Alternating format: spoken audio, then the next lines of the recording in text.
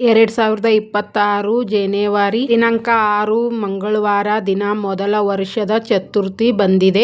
ಇದು ವಿಶೇಷವಾದ ಚತುರ್ಥಿ ಏಕೆಂದರೆ ಅಂಗಾರಕ ಸಂಕಷ್ಟಹರ ಚತುರ್ಥಿ ಬಂದಿದೆ.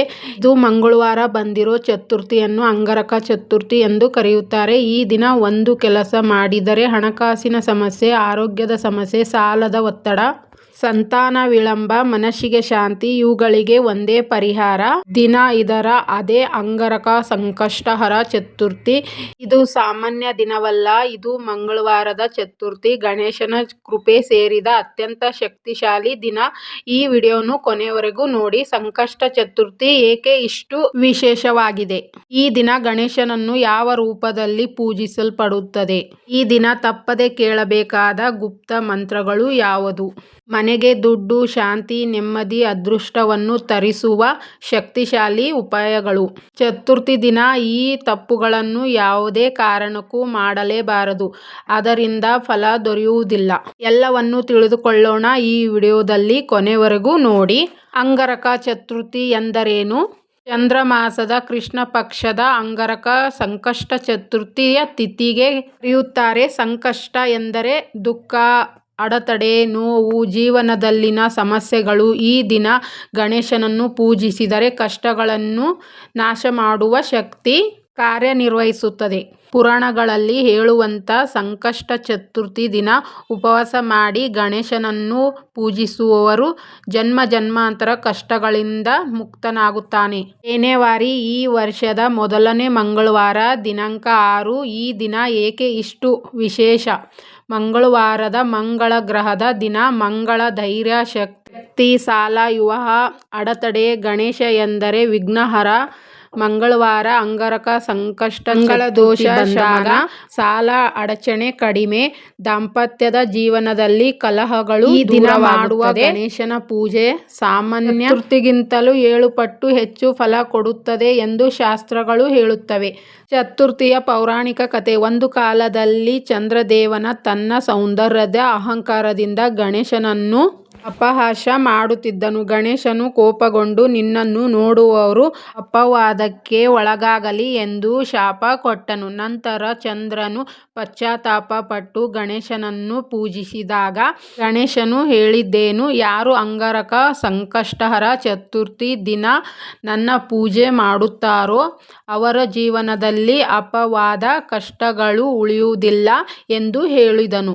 ಅದರಂತೆ ಈ ದಿನ ಚಂದ್ರೋದಯದ ನಂತರ ಗಣೇಶನ ಪೂಜೆ ಮಾಡುವ ಪದ್ಧತಿ ಬಂದಿದೆ. ಅಂಗಾರಕ ಸಂಕಷ್ಟ ಚತುರ್ಥಿ ಪೂಜಾ ವಿಧಾನ. ಚತುರ್ಥಿ ದಿನ ಬೆಳಗ್ಗೆ ಬೇಗ ಎದ್ದು ತಲೆ ಸ್ನಾನ ಮಾಡಿಕೊಂಡು ಶುಚಿಯಾದ ಕೆಂಪು ಬಣ್ಣದ ಬಟ್ಟೆಗಳನ್ನು ಧರಿಸಬೇಕು.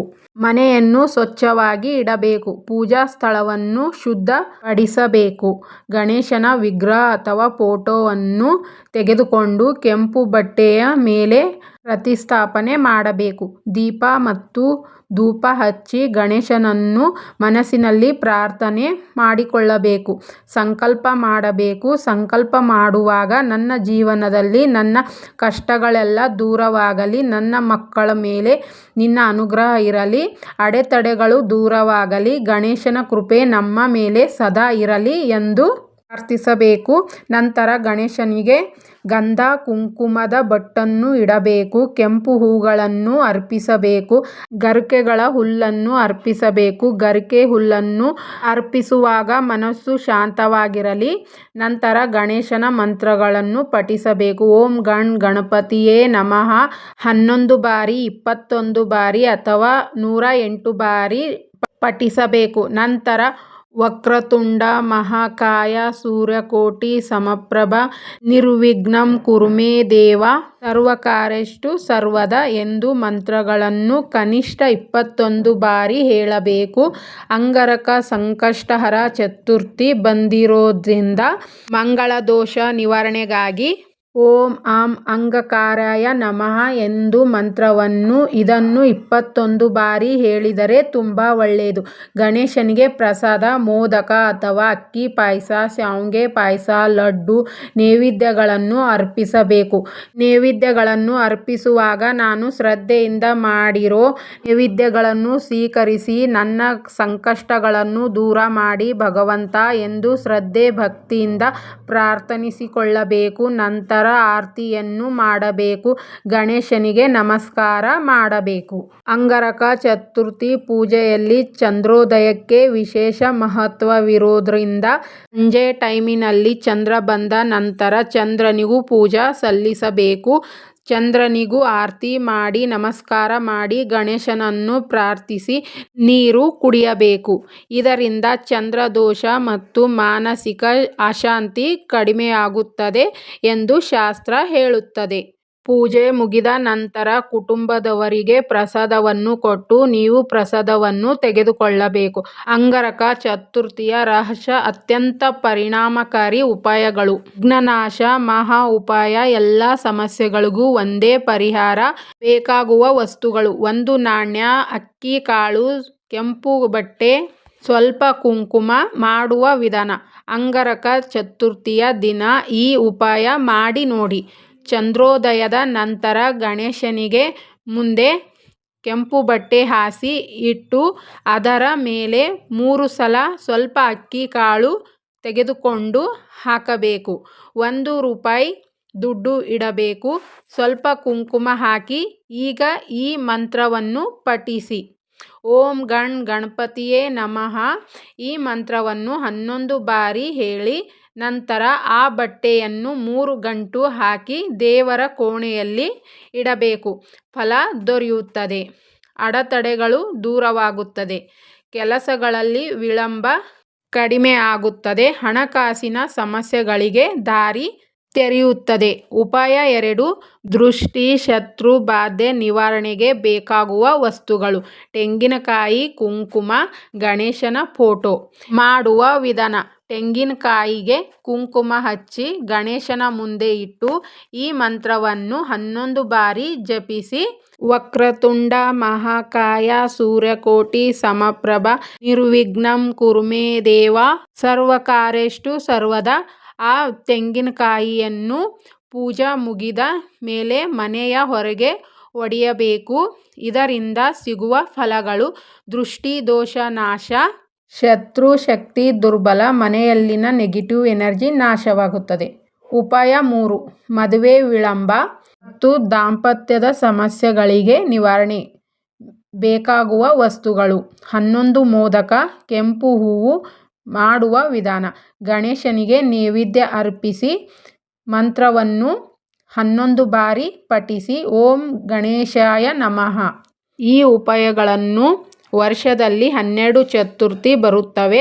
11 ಚತುರ್ಥಿಯನ್ನು ನಿರಂತರ ಮಾಡಬೇಕು. ಶಾಸ್ತ್ರದ ಪ್ರಕಾರ ಫಲ ಖಂಡಿತ ಸಿಗುತ್ತದೆ. ಫಲ: ಮದುವೆಯ ಅಡೆತಡೆಗಳು ನಿವಾರಣೆ ಆಗುತ್ತವೆ. ದಾಂಪತ್ಯದಲ್ಲಿನ ಕಲಹಗಳು ದೂರವಾಗುತ್ತದೆ. ಮನಸ್ಸಿಗೆ ಶಾಂತಿ ದೊರೆಯುತ್ತದೆ. ಉಪಾಯ 4: ಆರೋಗ್ಯ ಸಮಸ್ಯೆಗಳಿಗೆ ಮಾನಸಿಕ ಶಾಂತಿಗಾಗಿ ಈ ಉಪಾಯ. ಬೇಕಾಗುವ ವಸ್ತುಗಳು: ತಾಮ್ರದ ಪಾತ್ರೆ, ನೀರು. ಮಾಡುವ ವಿಧಾನ: ಚಂದ್ರೋದಯದ ನಂತರ ಗಣೇಶನ ಮುಂದೆ ತಾಮ್ರದ ಲೋಟದಲ್ಲಿ ನೀರು ಇಟ್ಟು ಮಂತ್ರವನ್ನು 11 ಬಾರಿ ಹೇಳಿ ಓಂ ಸರ್ವರೋಗ ನಿವಾರಣೆಯ ಗಣಪತಿಯೇ ನಮಃ ಎಂದು ಜಪಿಸಿ. ಎಂದು ಮಂತ್ರ ಮುಗಿದ ಮೇಲೆ ನೀರು ಕುಡಿಯಬೇಕು. ಫಲ ಸಿಗುತ್ತದೆ. ಮಾನಸಿಕ ಒತ್ತಡ ಕಮ್ಮಿಯಾಗುತ್ತದೆ. ಉತ್ತಮ ನಿದ್ದೆ, ಆರೋಗ್ಯದಲ್ಲಿ ಸುಧಾರಣೆ. ಉಪಾಯ 5: ಗ್ರಹ ದೋಷ ನಿವಾರಣೆಗಾಗಿ ಮಹಾ ಉಪಾಯ. ಮಂಗಳ ದೋಷ ವಿಶೇಷ. ಬೇಕಾಗುವ ವಸ್ತುಗಳು: ಕೆಂಪು ದೀಪ, ಎಳ್ಳೆಣ್ಣೆ. ಮಾಡುವ ವಿಧಾನ: ಅಂಗಾರಕ ಸಂಕಷ್ಟ ಚತುರ್ಥಿ ಮಂಗಳವಾರ ದಿನ ಗಣೇಶನ ಮುಂದೆ ಕೆಂಪು ದೀಪ ಹಚ್ಚಬೇಕು. ಈ ಮಂತ್ರವನ್ನು 11 ಬಾರಿ ಜಪಿಸಬೇಕು. ಓಂ ಆಂ ಅಂಗಾರಕಾಯ ನಮಃ ಎಂದು ಪಠಿಸಬೇಕು. ಸಿಗುವ ಫಲಗಳು: ಮಂಗಳ ದೋಷ ನಿವಾರಣೆ, ಮನೆಯಲ್ಲಿ ಕೋಪ ಜಗಳಗಳು ಕಡಿಮೆಯಾಗುತ್ತವೆ, ಕಾನೂನು ಸಮಸ್ಯೆಗಳಲ್ಲಿ ರಕ್ಷಣೆ ನೀಡುತ್ತದೆ. ಗುಪ್ತ ಉಪಾಯ: ಗಣೇಶನ ಮುಂದೆ ಕಣ್ಣು ಮುಚ್ಚಿ ಮನಸ್ಸಿನಲ್ಲಿ ಒಂದೇ ಒಂದು ನಿಮ್ಮ ಕೋರಿಕೆಯನ್ನು ಹೇಳಿಕೊಳ್ಳಿ. ನಂತರ ಮಂತ್ರವನ್ನು ಪಠಿಸಿ. ಓಂ ಲಂಬೋದರಾಯ ನಮಃ. ಮಂತ್ರವನ್ನು ಪಠಿಸಿದ ಮೇಲೆ ನೀವು ಮನಸ್ಸಿನಲ್ಲಿ ಹೇಳಿಕೊಂಡಿರುವ ಕೋರಿಕೆಯನ್ನು ಯಾರ ಹತ್ರನೂ ಹೇಳಬಾರದು. ಇಚ್ಛೆ ಶಕ್ತಿ ಸಕ್ರಿಯ, ಅಡೆತಡೆ ಇಲ್ಲದೆ ಕಾರ್ಯಸಿದ್ಧಿ. ಇದರಲ್ಲಿರುವ ಈ ಉಪಾಯಗಳಲ್ಲಿ ಯಾವುದಾದರೂ ಒಂದು ಶ್ರದ್ಧೆ ಭಕ್ತಿಯಿಂದ ಮಾಡಿದರೆ ಫಲ ಖಂಡಿತ ಲಭಿಸುತ್ತದೆ. ಮನಸ್ಸಿನಲ್ಲಿ ಅನುಮಾನವಿದ್ದರೆ ಗಣಪತಿ ಫಲ ನೀಡುವುದಿಲ್ಲ. ಗಣೇಶನಿಗೆ ಅಂತಲ್ಲ, ಯಾವುದೇ ದೇವರ ಮೇಲೆ ಅನುಮಾನ ಇಟ್ಟು ಪೂಜೆ ಮಾಡಿದರೆ ನೀವು ಕೇಳಿರೋ ಫಲ ದೊರೆಯುವುದಿಲ್ಲ. ನಂಬಿಕೆ ಇಟ್ಟು ಮನಸ್ಸಿನಲ್ಲಿರುವ ಕೋರಿಕೆಗಳನ್ನು ಕೇಳಿಕೊಂಡರೆ ಖಂಡಿತ ನೆರವೇರುತ್ತದೆ.